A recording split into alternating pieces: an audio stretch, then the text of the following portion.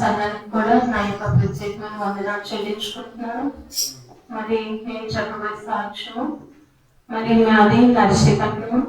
నేను ఎప్పుడు కూడా ఇదే ఫస్ట్ టైం నేను ఇలా ఊరు దాటి బయటికి వెళ్ళను. ఎప్పుడు నర్సీపట్నంలోనే మేము మా సంఘంలోనే మేము ఉంటాము. అనేకమైన సాక్ష్యాలు చెప్పుకుంటూ సంఘంలో బలపడుతూ అక్కడే ఉంటాము. మేము ఎక్కడికి వెళ్ళలేదు. మరి ఫస్ట్ టైం మరి ఫస్ట్ టైం వాళ్ళు రమ్మంటానే వారితో దేవుడు అంటే ఈ సంవత్సరం నాకు ఇచ్చిన వాగ్దానము మీరు నా సొత్తే ఉన్నారని వాగ్దానం వచ్చింది. అయితే నేను ఆ రోజు నైట్ అంతా మరి ఉపవాసం ఉండి ప్రార్థన చేస్తున్నాను. ఏంటంటే సంఘంలో సేవకులు మాట్లాడేటప్పుడు ఎప్పుడు తలంతులు దేవుడిచ్చిన తలంతులు అవి దాచిపెట్టుకుని అవి ఉంచుకోకూడదని, దేవుడు ఎవరికి ఏ తలంతు ఇస్తే ఆ తలంతుని కనీసం బయటకు వెళ్ళి చెప్పుకోవాలని దాన్ని పెట్టి నేను ప్రార్థన చేస్తున్నాను. దేవుడు అద్భుత కార్యాలు నా జీవితంలో ఎన్నో మేలు ఉపకారాలు నా జీవితంలో దేవుడు చేశాడు. కానీ ఇప్పుడు సంఘంలోనే చెప్పుకుంటాను కానీ బయటకు వెళ్ళి ఎప్పుడు కూడా చెప్పలేదు. మరి దేవుడు ఎందుకో నాకు ఈ సంవత్సరం మళ్ళీ వాగ్దానం ఇచ్చారు. వాగ్దానం ప్రకారంగా 3వ తారీఖు నాకు ఫోన్ వచ్చినప్పుడు కూడా ఇలా బయటకు వెళ్ళాలని తెలిసినప్పుడు మా ఆయన వెంటనే అన్నాడు, దేవుడు నీకు ఒక అవకాశం ఇచ్చి ఉంటాను వెళ్ళి బయటికి అని. మరి దేవుడు ఇచ్చిన అవకాశాన్ని నేను కాదు కానీ నిలబడిన వరకే నేను దేవుడే మాట్లాడిస్తారు. మరి నేను చెప్పబోయే సాక్ష్యం, నేను ఎలా రక్షణ పొందుకున్నాను, దేవుళ్ళకి ఎలా వచ్చాను నేను చెప్దామనుకుంటున్నాను. మేము ఆంధ్రజనులు అండి. మేము చాలా విగ్రహాల దగ్గర పూజలు చేసేవాళ్ళమే. అంటే మా కుటుంబం అంతా పూజల్లోనే విగ్రహారాధన మొయ్యడము, గెడగలు అవన్నీ మొయ్యడము, ఊరంతా పండుగ టైం వచ్చిందంటే నెల రోజులు కూడా నేను స్కూల్కి వెళ్ళి వెళ్ళేదని కాదు. ఆ నెల రోజులు సెలవు పెట్టి వాటి వెనకలు అదొక స్థలం అనమాట. మా నాన్నగారు వెళ్తే వాళ్ళ వెనకలు వెళ్ళిపోవడం, తిరగడము, సాయంత్రం అయినప్పటికీ ఇంటికి రావడం. మా అమ్మగారు వచ్చి స్కూల్కి వెళ్ళడం చాలా బాధపడినప్పటికీ కూడా మేము పట్టించుకునేదాన్ని కాదు. అలాగే తిరుగుతూ ఉండేదాన్ని. ఎక్కువగా పూజలు చేస్తూ ఉంటే అటు వైపే వెళ్తూ ఉండేవాళ్ళమే. ఎక్కడ ఆరాధన జరుగుతుందో విగ్రహాలను అక్కడికి వెళ్ళిపోవడమే ఆటతో ఉండేదాన్ని. నాకు లైఫ్ అంటే చదువుకోవాలి, నేను ఇలా ఉండాలి అలా ఉండాలని నాకు ఏం తెలియదు. ఎంతైనా అలా పూజల్లో తిరగడము, చక్కగా సినిమాకి వెళ్ళిపోవడము, హ్యాపీగా ఉండడం. నాకు 10th క్లాస్ వరకు ఎలా చదువుతున్నానో ఎలా స్కూల్కి వెళ్తున్నానో ఆ దేవుడికి తెలియాలి. నేను అసలు స్కూల్కి అనేది వెళ్ళేదని కాదు కానీ ఆ టైం ఎగ్జామ్స్ టైంలో ఏదో వెళ్ళి రాయడము, పాస్ అవ్వకపోవడమే నాకు మంచిది. ఎందుకంటే మళ్ళీ పాస్ అయితే పెద్ద చదవాలేమో. నాకు అవి ఏమి ఇష్టం ఉండేది కాదు. నా ఇష్టకరమైన జీవితం నేను జీవిస్తూ ఉండగా మరి ఎవరో నా కొరకు ప్రార్థన చేసి ఉంటారు కదా, మనం ఎవరి కోసం ఇది మారాలి, వాళ్ళు మారాలి, ఇది మారాలి, మా యొక్క ఊళ్ళో వాళ్ళందరూ మారాలని ప్రార్థన ఇప్పుడు మేము చేస్తున్నట్టే నా కోసం ఎవరో చేస్తుంటారు. దేవుడు నన్ను ఎలా పట్టుకున్నాడంటే మరి వివాహం 10th క్లాస్ అయి వచ్చిన తర్వాత వివాహం చేయాలని మా అమ్మగారు ఆలోచించేటప్పుడు ఆ టైంలో నేను దానికి అంగీకరించకపోవడం వల్ల ఆ టైంలో నేను మా ఊర్లోనే మా వీధిలోనే ఒక వ్యక్తిని ప్రేమించడం మొదలు పెట్టడం జరిగింది. ఆ విషయం మా ఇంట్లో తెలిసి అసలు ఒప్పుకోకపోవడము, తర్వాత నన్ను ఇష్టసరిగా నేను ఎంతో బాధలు పడటము, కొట్టడము ఎన్నో జరిగాయి. కానీ దానికి మానసికంగా నేను గురవిన నా శరీరం అంతా పడుతున్నా, నా శరీరం అంతా నాకు గాయాలవుతున్నా, నాకు తనే కావాలి తప్ప నాకు ఇంకెవ్వరు వద్దనుకొని నేను తన కోసమే అలా ఉంది. ఎంతమంది అంటే మా కుటుంబాలు చాలా పెద్దవి. అలాగని వారి దూరం కాదు, మనందరము ఒకటే కుటుంబాలు కానీ అయినా మేము చాలా ఎంతో గాయపడం, శరీరం అంతా గాయపడుతున్నా సరే నాకు తనే కావాలన్నట్టుగా అలా ఉండడం వల్ల కొన్ని రోజులు ఒక సంవత్సరం వరకు నేను నా శరీరం మీద దెబ్బ పడని రోజు అంటూ లేకుండా అలా తింటూనే ఉండేదాన్ని. కానీ నేను మాత్రం అలా నేను ఏదైతే మనసులో ఒక సంకల్పం పెట్టుకున్నాను అదే జరగాలని ఒక ఆలోచనతో ఉండిపోయాను. అయితే కొన్ని రోజులకి తనేమనుకున్నాడో నాకు తెలియదు కానీ నాకైతే ఇప్పుడు ఈ వివాహం నాకు అవసరం లేదు, నాకు ఈ ప్రేమ అవసరం లేదు. అంటే నాకంటూ ఒక అక్క ఉంది, తనకి వివాహం అవ్వాలి, తనది అయిన తర్వాత అప్పుడు చూద్దాంలే అని అప్పుడు ఒక సంవత్సరం అంతా 2 సంవత్సరాలు అయిపోయాక చెప్పాను. అప్పుడు నేను తన్నులు తిని ఇవంతా వేదన అనుభవించి ఇంత బాధపడిన తర్వాత ఎప్పుడైతే విసునాశనం పడ్డదో మానసికంగా నేను గురి అవ్వడం జరిగింది. మంచమండి, ఎక్కువగా మంచమండి. తిరుగుతున్నాను, ఉంటున్నాను, బయటకు వెళ్తున్నాను లేదు కానీ ఎక్కువగా మంచం మీద అలా పడి ఉండిపోయిందని చాలా మానసికంగా ప్రభుత్వాలు నా జీవితం ఎందుకు పనికిరాని జీవితంగా మార్చుకుందని అలా ఉండిపోయాను. అయితే ఆ టైంలో మా అమ్మగారు ఎంతో విగ్రహాలకు మేము పూజలు చేస్తాం కదండి, అయినప్పటికీ మా అమ్మగారికి ఎవరు చెప్పారో తెలియదు. నన్ను దేవుని సన్నిధికి పంపిస్తే నా మనసు మార్చుకొని మా తల్లి ఏదైతే సంబంధం చూస్తుందో దాని వైపు నా మనసు తిరుగుతుందని నన్ను మా అమ్మగారు చర్చికి పంపించడం మొదలుపెట్టారు. అయితే దేవుడి సన్నిధికి లేకడము తను వెళ్ళమనగానే ఆ దేవుడు ఎవరో నాకు తెలియకుండా నేను ఎలా వెళ్ళిపోతానని అనలేదు. కానీ నేను దేవుడి సన్నిధికి వెళ్ళి ఒక్కటే వెళ్ళిన రోజు మోకరించి ప్రార్థన చేసుకున్నాను. దేవా, నీ సన్నిధికి నా తల్లి ఏ ఉద్దేశంతో పంపించిందో నాకైతే తెలియదు, కానీ నేను ఈ సన్నిధిలో అడుగు పెట్టాను, నాకు కావాల్సిన వాళ్ళే నాకు కావాలని నేను ప్రార్థన చేసుకున్నాను. అయితే దేవుడు వింటాడో విందా అవన్నీ నాకు తెలీదు. నేనేంటంటే అది ఒక గురుగా నేను మోసపోయాను. నేను మోసపోకూడదు, తనే నాకు కావాలి. తను నన్ను తర్వాత ఫ్యూచర్ లో చూసినా చూడకపోయినా మా జీవితం ఎలాగున్నా నాకు అనవసరం, కానీ నేను మాత్రం తను పెళ్లి చేసుకొని నేను మోసపోయానన్న మాట నాకు ఉండకూడదు అని నేను అది ప్రార్థన చేసుకున్నాను. 1 నెల రోజులు మాకు లెంటి డేస్ లో అవుతాయండి అటు సైడు. అయితే 40 రోజుల ప్రార్థనకి నేను లెంటి డేస్ లో వెళ్ళడం మొదలు పెట్టాను. 40 రోజులు కూడా నేను ప్రార్థన తెలియదు, నాకు రక్షణ తెలియదు. ఎందుకు ఉపవాసం ఉండాలంటే వివాహం కోసం, అంటే నాకు అవన్నీ తెలియదు కాబట్టి పెళ్లి కోసం, పెళ్లి ప్రార్థన అంటారు కదా, ఇది ఒక ఉపవాసం కూడా ఆ విషయమే పెట్టుకొని 40 రోజులు ఉన్నానండి. 40 రోజుల తర్వాత మేమేమైతే విడిపోయామో ఇద్దరు ఒకటి అవ్వడం అయ్యింది, మాకు మ్యారేజ్ అవ్వడం అయ్యింది. వాళ్ళ తనతోనే మ్యారేజ్ అయ్యింది. మరి అక్కడ వెళ్ళిన తర్వాత చాలా ఇంకా అక్కడి నుంచి మరి ఎలా ఉండేవాడు అన్నీ నాకు తెలుసు. మా వీధి కాబట్టి మేము ఎలా ఉంటామో తెలుసు. అయినప్పటికీ తనే కావాలని వెళ్ళిన తర్వాత నేను ఇంకా మా జీవితం ఇంకా కొనసాగుతుండగా శ్రమల మందులో పడము, కన్నీరు, ఇంకా మళ్ళీ అదే దుఃఖం, అదే వేదన, ఇంకా తన ఇష్టాలు తాగడము, తను ఇంకా తన తిరుగుళ్ళు అవన్నీ పెట్టి నేను చర్చికి వెళ్తున్నాను వస్తున్నాను, కానీ నా జీవితం అంటే మా అమ్మలుగానే ఉంచుకున్నాను. నేనైతే దేవుడిలోకి వెళ్ళింది తను పెళ్లి చేసుకోవడం కోసమే, కానీ దేవుడు మీద ఇష్టంతో కానీ ఆయన ఒక రక్షకుడని కానీ నేను పూర్తిగా తను అంగీకరించడానికి నేనైతే ఉండలేదేమో. అందువల్ల నేను సినిమాకి వెళ్ళిపోవడము అన్ని మామూలే. ఇంట్లో చాలా పరిస్థితులు పెట్టి గొడవలు అయిపోయి ఆదివారం వస్తే చర్చికి వెళ్ళిపోయేదాన్ని, వచ్చేదాన్ని. మామూలుగా తన తాగుడు చూసి తన వ్యసన చూసి గొడవలు పెట్టుకోవడం అన్ని మామూలే. అయితే అలా జరుగుతూ అలా వస్తూ ఉండగా నాకు 6 నెలలు వచ్చిందండి. మరి కడుపుతూ ఉన్నప్పుడు మేము తుని వెళ్ళవలసి వచ్చింది. తుని వెళ్ళి ఆ ఒక్క పూట మాత్రమే ఉన్నాము. ఆ మధ్య నుంచి నాకు చిన్నది 6 నెలలు అంటే పెయిన్స్ రావు, నా కడుపులో చిన్నది ఎక్కువగా మొదలు పెట్టింది. వేడి మీద అయి ఉంటుంది, కానీ మా ఆయన భయపడిపోయి వెంటనే మళ్ళీ నర్సీపట్నం వెళ్ళిపోతాం కదా, కడుపులో వెళ్ళిపోతాం కానీ ఇక్కడ ఉండొద్దని తీసుకొచ్చాను. మరి ఎప్పుడు నేను ఎన్నడూ నా జీవితంలో నేను అలాంటి ప్రయాణం నేను చూస్తున్నాను. అలాంటి ప్రయాణం నేను చూశాను. ఎలా అంటే ఆ కుదుపులు అది బస్సు కిందకి మీదకి చాలా పైకి నన్ను పైకి ఎగరేసి కిందకు పడేస్తూ ఉంటే నా పట్ల ఉన్న బాబు ఇక్కడికి వచ్చేవాడు, ఇక్కడ ఉన్న బాబు ఇక్కడికి వచ్చేవాడు. నాకు అర్థమైపోయింది ఈ బిడ్డ నాకున్నాడు అంటే. అంత పేగులోంచి బయటకు వచ్చేస్తే బయట పడినట్టుగా నాకు ఇక్కడికి వచ్చి వెనక్కి వచ్చి చాలా ఇబ్బంది పడుతున్నాను. నాకు అప్పుడు అర్థమైతే మా ఆయనతో చెప్తున్నాను, నా పట్ల అయితే మాత్రం బాగా ఉండవలసిన ప్లేస్ లో ఉండలేదు అని చెప్తుంటే తన చేతితోటి అంటే ఇలా పట్ట టైట్ గా అలా ఉండాలి కానీ లూజ్ అయిపోయింది. తన చేతితో ఇలా తేల్చి ఇలా పట్టుకొని ఉన్నాడు డ్రైవింగ్ అంతట్లోని.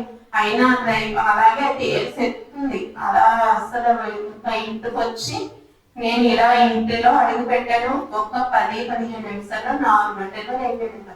6 నెలలోనే బాగుంటారు.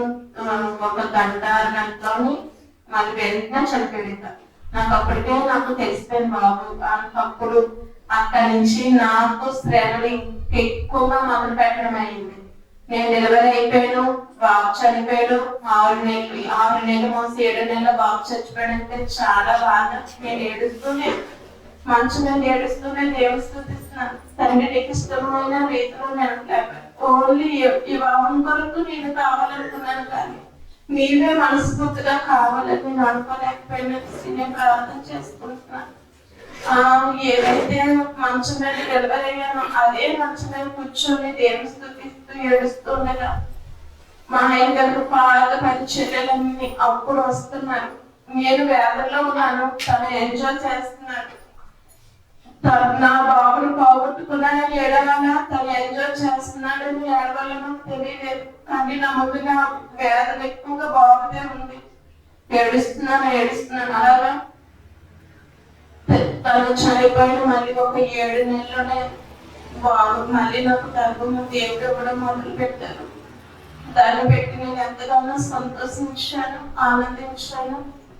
మరి ఆ బాబు డెలివరీ అయిన టైంలో డెలివరీ అయ్యాను.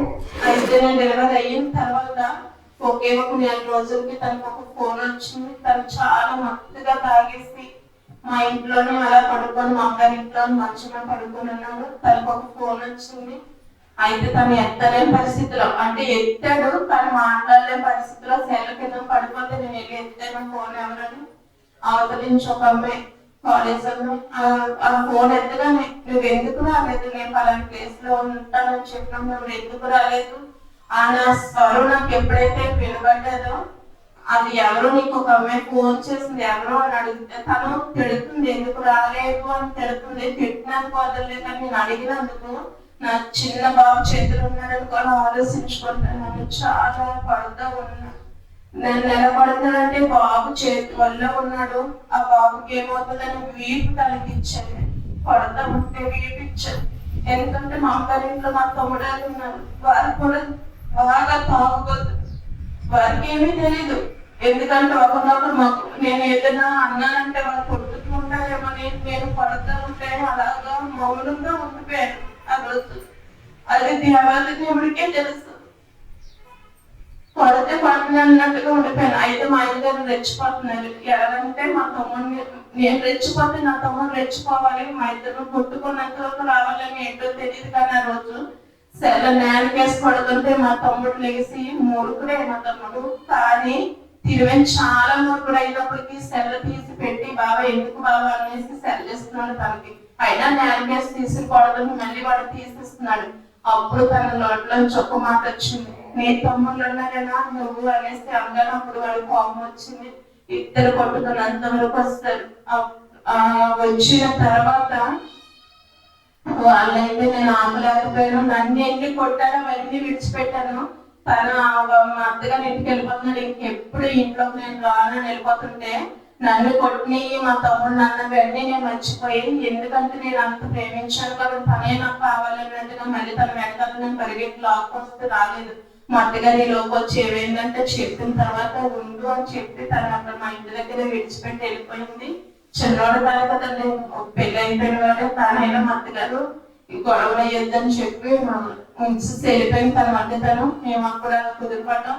అలా చిన్నయే కానీ నేను ఎక్కువగా దేవుడి మీద ఆధారపడకుండా ఉండాలి, ఇంకా పూర్తిగా లోతుగా దేవుడికి వెళ్ళడం. నాకు ఎన్నో శ్రమలు, ఎలాంటి చిన్న శ్రమలు పెడుతున్నా నేను తెలుసుకోలేకపోయాను. అప్పుడు పూర్తిగా బాబు విషయంలోనే మరి ఎన్నో అనారోగ్య విషయాల్లో అవన్నీ చూసి ఎక్కువగా అయితే తాగడము, తిరగడము ఆ విషయంలోనే మేము కృంగిపోతూ గొడవలు ఆడుకుంటూనే గడుపుతున్నాం. కానీ దేవుడు సన్నిధికి వెళ్తున్నాం, వస్తున్నాను. అప్పుడు దేవుడు నాకు పూర్తిగా మారు మనసు కొరకు నన్ను దేవుడు వాడుకోవాలనుకున్నారు. నా చిన్న కొడుకు పుట్టిన తర్వాత దేవుడు అంటే ఏంటో వాక్యం వెళ్ళేదని, కానీ వాక్యం కూడా నా హృదయంలో పెట్టుకునేదని కాదు. వెళ్తున్నాను, వాళ్ళు ఏదో చెప్తున్నారు, వింటున్నాను, వచ్చేస్తున్నాను, కానీ నా మనసులో ఏ వాక్యం కూడా లేదు. వాక్యం లేకపోవడం వల్ల నా జీవితం నేను ఎలా కట్టుకోవాలో నాకు తెలియలేదు. వాక్యం విన్న తర్వాత, నేను గ్రహించుకున్న తర్వాత నా బిడ్డ కంట, నా భర్త కంట దేవుని వాక్యం నా హృదయంలో ఉండి దేవుడి బాధ నాకుంటే వీళ్ళందరినీ దేవుడే మారుస్తాడని, నేను మారు మనసు పొందితే నా వారు కూడా మారు మనసు పొందుతారు కదని నేను అవన్నీ విడిచిపెట్టుకొని, అయితే దేవా నాకు తినొద్దు, నాకు ఈ వరకొద్దు, నేను పిల్లల్ని ఎట్టుకో మా అమ్మగారి ఇంట్లోనే ఉంటాను కానీ తినొద్దని నేను ఎప్పుడు నిర్ణయించుకున్నా. తను కూడా నా కథలు వస్తాడు, నాతోనే ఉండేవాడు. నేను ఒక్కదాన్ని చర్చకు వెళ్ళేదని రాత్రులు ఎప్పుడు తాగొచ్చినా నేను మోకరించి తన పడుకుని పోయిన తర్వాత ప్రార్థన చేసుకునేదని ఎప్పుడు కూడా. అలా తన కాల్ దగ్గర ఒక సేవకురాలు చెప్పింది, నువ్వు 7 మంగళవారాల్లోన ఉపవాసం ఉండు, నిద్రపోయిన నీ భర్త కాలు దగ్గర ప్రార్థన చేయి, తెలుగుగా ఉన్నప్పుడు ప్రార్థన చేయకూడదు. నా భర్త మూర్ఖుడు, నా భర్త చెడ్డవాడు అని ప్రార్థన చేస్తే వాళ్ళు ఎన్నడూ మాను. వాళ్ళు నిద్రపోయిన తర్వాత అప్పుడు దేవునికి నీ ప్రార్థన వేయడం కానీ తాగి కూడా నీ భర్తకు కాదమ్మా అని చెప్పినప్పుడు నేను అదొకటి సేవకురాని మాట నేను హృదయంలో పెట్టుకొని తను నిద్రపోయిన తర్వాత తను కాల్ దగ్గర మోకరించుకొని, దేవా నా స్థితి మార్చుతండి, నా పరిస్థితి మార్చు ప్రభా, నీ కొరకు నేను జీవించాలి, వివాహం కొరకే నీ దగ్గరకు వచ్చాను కానీ నా వివాహం కాదు, నా కుటుంబం మారాలి, మమ్మల్ని పెట్టి అనేక మంది మారాలి, నా 2 తమ్ముళ్ళు కూడా మారాలని నేను అప్పుడు ప్రార్థన మొదలు పెట్టుకున్నాను. దేవుడు అద్భుత రీతిలో నన్నే కాదు నా భర్తని కూడా దేవుడి సన్నిధికి రావడం మొదలు పెట్టాడు. వస్తూ ఉండగా తాగుడులాగే ఉంది కానీ సన్నిధికి వచ్చేవాడు. అలా పాటలు నేర్చుకున్నాడు, అలా వాక్యం నేర్చుకున్నాడు. దేవుడు అలాగా కొన్ని విషయాల్లో మమ్మల్ని నలగొడుతూ, ఆర్థిక విషయంలో కూడా ఫైనాన్స్ గా మేము కొన్ని అప్పులు అయిపోయినప్పుడు కూడా మేము ఇంకా దేవుడి వైపే చూస్తున్నాను కానీ నేను అప్పుల వైపు కానీ ఇంకా తిరిగి మా ఆయన గారు చేస్తున్న వ్యసనాల వైపు కానీ నేను చూడలేదు. ప్రతి ఇంట్లో ఉంటాయి, ప్రతి ఒక్కరికి ఉంటాయి, కానీ దేవుడు మారిస్తే వీళ్ళు ఏమాత్రమో నేను ఒకటి నిర్ణయించుకున్నాను కాబట్టి మారితే నీ కొరకు వాడుకోదండి, లేకపోతే లేదు. తినైతే ఇంకా తింటూనే ఉంటాను కానీ తింటూ నాకు పని లేదు, నీతోనే నాకు పని అని ఆ రోజు నేను నిర్ణయించుకున్నానండి. మరి ఎప్పుడు శ్రమలు పెట్టి కాదు కానీ మారినా దేవుడి మహిమ, మారకపోయినా దేవుడికి మహిమే. కానీ నేను ప్రతిరోజు దేవుడి పాదాలు పట్టుకోవాలని ప్రతిరోజు కూడా ఉదయం 5 గంటలకు లెగిసి నేను బయటను గేడ పెట్టుకొని మేము చర్చికి వెళ్ళాలంటే ఒక 2 కిలోమీటర్లు దాటి వెళ్ళిపోవాలి. ఆ రోడ్డు అంతా చీకటిగా ఉంటది, లారీలు పెట్టుకొని ఉంటారు, చాలా మంది ఉంటారు. నేను అవన్నీ చూడలేదు. నా దేవుడు నాతో నడుస్తున్నాడని ఒక గురి పెట్టుకొని 5 గంటలకు అవని 4 గంటలకు అవని నాకు ఎప్పుడు మెలుగు వస్తప్పుడు ప్రార్థన చేసుకోవడానికి వెళ్ళేదాన్ని. మా ఆయన గారిని అప్పుడు వస్తున్నాడు కదా అని ఒకసారి అడిగాను, 5 గంటల బ్రదర్ నేను ఒంటరిగా వెళ్తున్నాను అందులో అంటే, నాతో దేవుడు మాట్లాడినంత వరకు నేను రాను, నువ్వు వెళ్ళాలంటే నేను వెళ్ళేదాన్ని. 5 గంటలకే వెళ్ళేదాన్ని. 6 గంటల వరకు 1 గంట దేవుడి సన్నిధిలో ప్రార్థన చేసుకొని వచ్చిన తర్వాత మిగతా పనులు చేసుకొని మళ్ళీ ఏ ఆరాధన ఉంటే 10:30 మాకు ప్రాక్టిస్తే 10 గంటలకు ఒక అరగంట ముందే అంటే సేవకులకి అక్కడ వస్తున్న వారికి ఏమన్నా పని ఉంటే వారు పని చేసుకొని మళ్ళీ 10:30 అయ్యేటప్పుడు దేవుడు మందిరంలో కూర్చోవాలి మేము. అందువల్ల మేము వెళ్ళదని ఒంటరిగా నేను ఏ ఒంటరితనం అయితే అనుభవించాను, ఏ ఒంటరిగా అయితే ప్రార్థన మొదలు పెట్టుకున్నాను. నాతో 20 మంది టీం మొదలు పెట్టానండి. 20 మంది స్త్రీలు ఏంటంటే వెళ్ళిపోవడం, మేము ఒక సమయం ఈ సమయం ఉంది ఆ సమయం ఉందని కాదు, మేము ప్రతి రోజు కూడా మా పనులు మేము ఎలా చేయాలో ఇంట్లో అన్ని పనులు చేసుకొని దేవుడి సన్నిధికి వెళ్ళిపోయి మా కుటుంబాల కొరకే కాదు ఆ సర్వం కొరకు బయట వారి కోసం ప్రార్థన మొదలుపెట్టి ఒకరి తర్వాత ఒకరు ప్రార్థన చేసుకొని సంతోషంగా సన్నిధిలోకే మేము వండుకున్న బరువులు కూడా పట్టుకెళ్ళిపోయి భోజనం చేసి మా పిల్లలు, మా ఆయన, నేను మేమందరం అలాగే ప్రార్థన చేసుకొని మేము వెనక్కి వస్తూ ఉంటాము. మరి ఒకసారి 5 గంటల ప్రార్థనకు నేను వెళ్ళాలి. నాకు ఆ రోజు మా ఆయన గారు ఊళ్ళో లేరు, ఎక్కడికి వస్తే వర్క్కి వెళ్ళారు. ఇంట్లో గడియారం ఆడుకోవడంలో నాకు టైం తెలియలేదండి. లేచి 2:30కి వెళ్ళిపోయిన ఆ టైంలో ఎంత చూసినా నేను నడిచిపోతే చీకటిగానే ఉంది కానీ వెలుగు లేదు.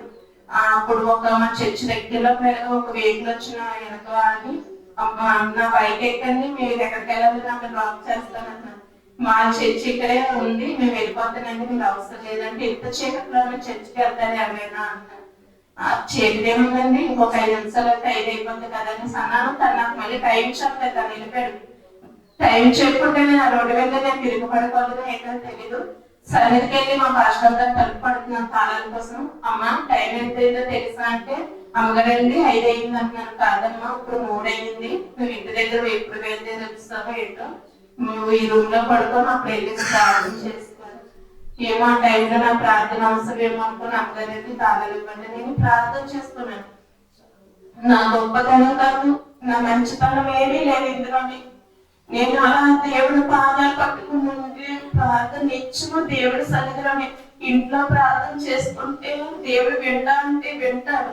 కానీ దేవుడు మందిరంలోకి వెళ్ళి ఆయన పాదాలు పట్టుకొని నాకు ప్రార్థన చేసుకోవడం ఎంతో ఇష్టము అంటూ నిత్యము కూడా దావీదంటే దుక్కు నీటి వాగుల కొరకు నా ప్రాణం ఆశపడుతుంది అన్నట్టుగా ఆయన సన్నిధి నాకు ఎంతో ఇష్టము.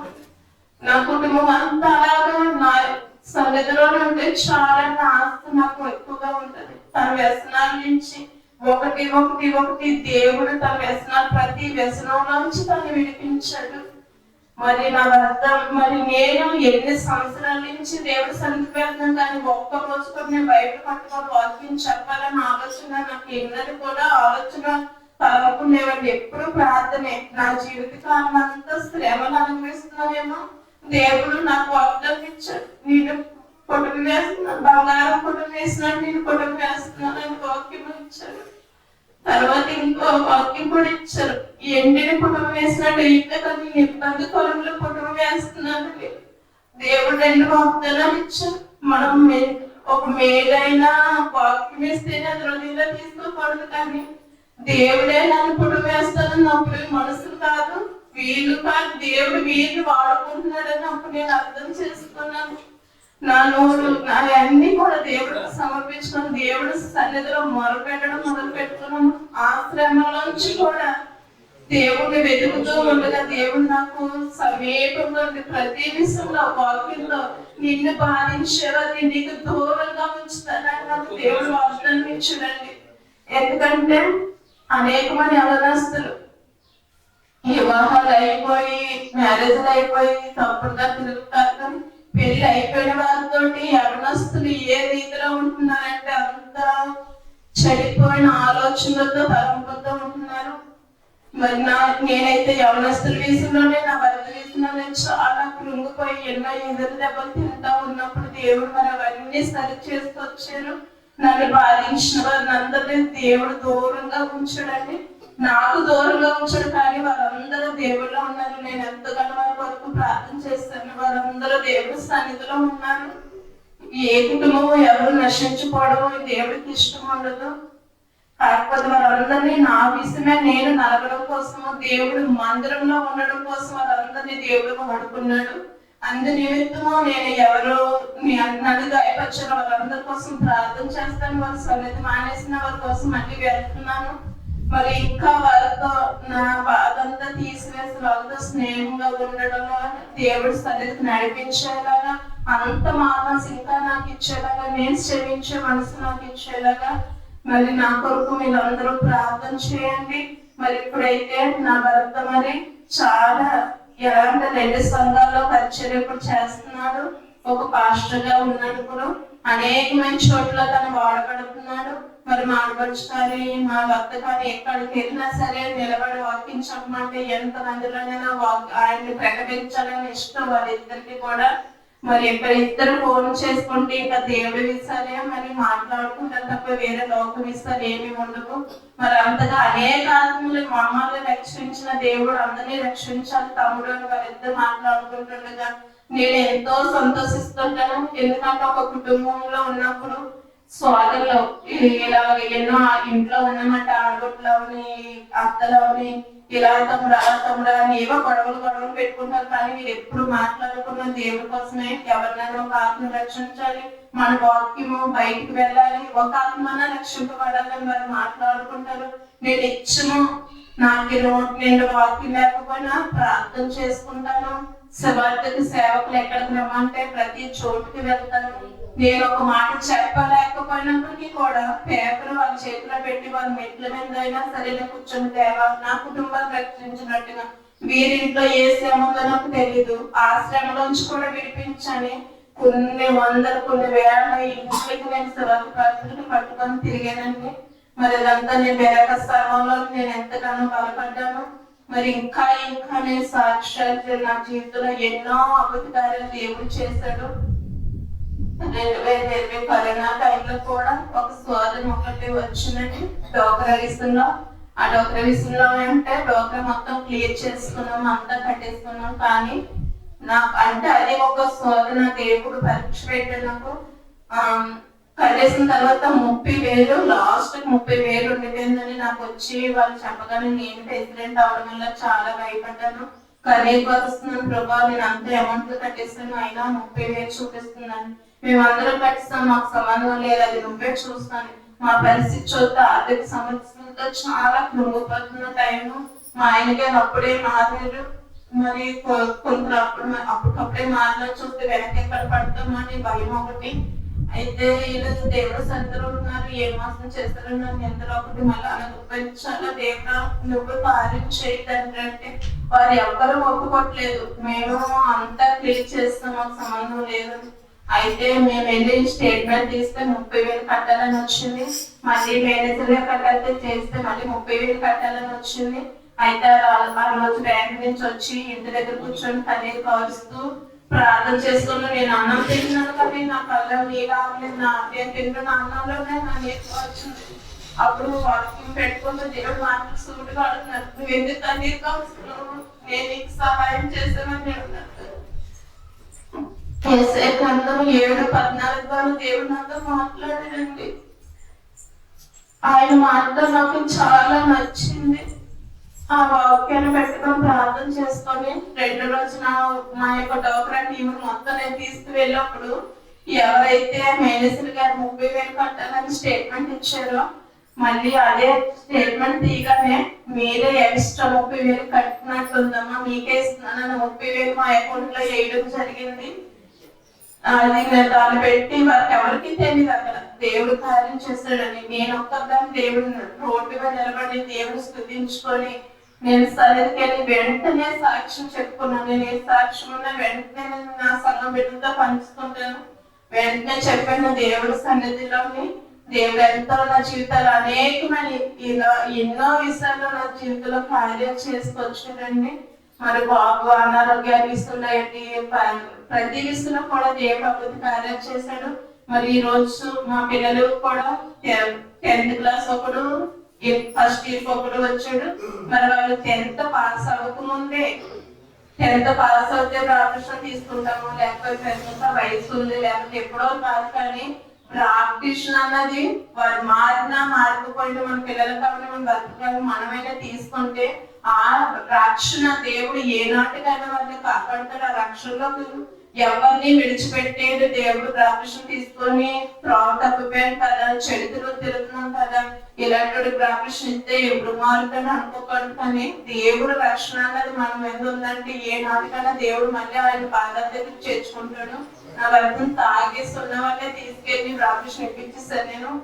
ఈ రోజు దేవుడు సేవ చేసుకుంటున్నాడు. నా బిడ్డ విషయంలో కూడా నేను వాళ్ళు అడగలేదు. చిన్న చిన్న పిల్లలు వాళ్ళు అడిగిన వాళ్ళకి అర్థం అవ్వదు, వాళ్ళకి తెలియదు. కానీ మేము చేసిన తప్పులు, మేము అనిపించిన అనుభవాలు బిడ్డలో వండుకొని దేవుడు సన్నిధిలో నుంచే ఉండాలి. వాళ్ళు మేము చిన్నప్పటి నుంచే దేవుడి సన్నిధిలో లేము. అందుకే లోకంలో జీవించాం, లోకంలో ఉన్నాము. అందుకే లోక అలవాట్లన్నీ మాలో ఉన్నాయి. దేవుళ్ళకి వెళ్ళిన తర్వాత అవన్నీ కడిగాడు దేవుడు, పవిత్రపరిచాడు. బిడ్డలు చిన్నప్పటి నుంచే ఆయా సన్నిధిలో ఉన్నారు కాబట్టి ఈ వయసులో ప్రాక్టీషన్ తీసుకుంటే ఏనాటికైనా నా బిడ్డలే కూడా దేవుడు పట్టుకుంటాడు. కాబట్టి వాళ్ళని అడిగే ఒక్క సంవత్సరమే కొన్ని సంవత్సరం అడిగితే వాళ్ళు కానీ కాదని కానీ అనలేదు, మౌనంగా ఉన్నారు. కానీ 31 వచ్చినప్పటికీ ఉపవాసం ఉంది. వాళ్ళిద్దరు ప్రాక్టీషన్ కావాలని ఇద్దరు ముందుకు వచ్చారు. సేవకుల ద్వారా వారు ప్రాక్టీషన్ పొందుతున్నాడండి. మరి ఎవరి కాలంలోకి వస్తున్న బిడ్డలు వారి చుట్టూ దేవుడు కంచి ఉండాలని, మరి తప్పుకోకుండా లోకంలో అలవాట్లలో పడిపోకుండా దేవుడి సన్నిధిలో ఉండాలని మా పెరక కుటుంబాల కొరకు అలాగే మా అన్ని ఇక్కడ తీసుకొచ్చిన టీం కొరకు మీ అందరూ ప్రార్థన చేసి చిన్న సాక్ష్యం దేవుడు